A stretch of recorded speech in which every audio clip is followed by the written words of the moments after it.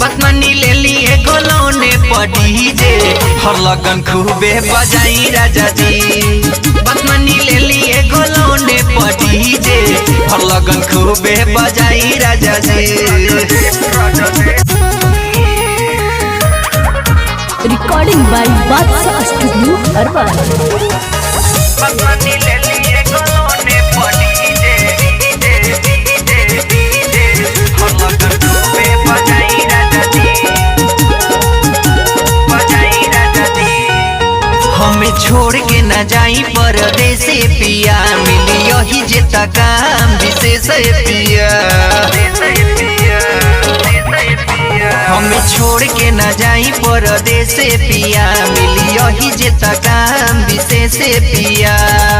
अपने शहर में कमाई राजा जी राजा जी राजा जी। अपने शहर में कमाई राजा जी राजा जी राजा जी। बतमनी ले लिए गोलौने पड़ी जे हर लगन खूबे बजाई राजा जी। बतमनी ले लिए गोलौने पड़ी जे हर लगन खूबे बजाई राजा जी।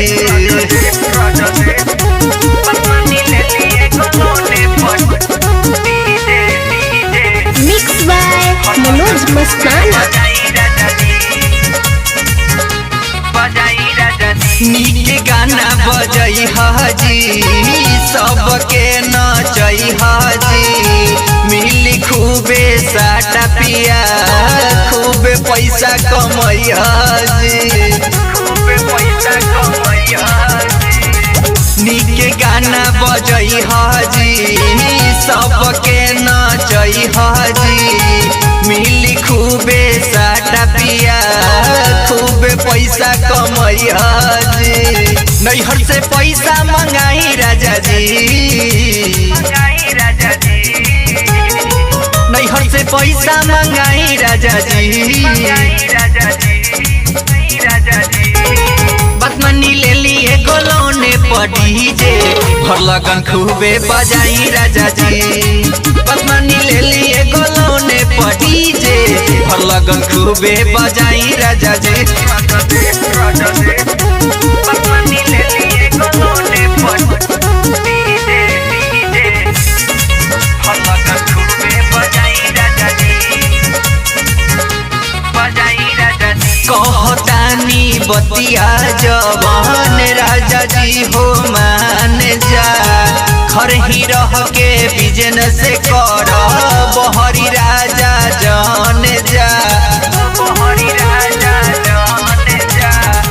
कहतानी बतिया जवान राजा जी हो मान जा।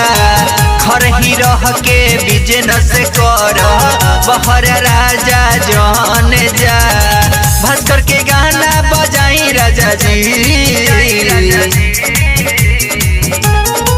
भास्कर के गाना बजाई राजा जी। बजाई राजा जी बजाई राजा जी।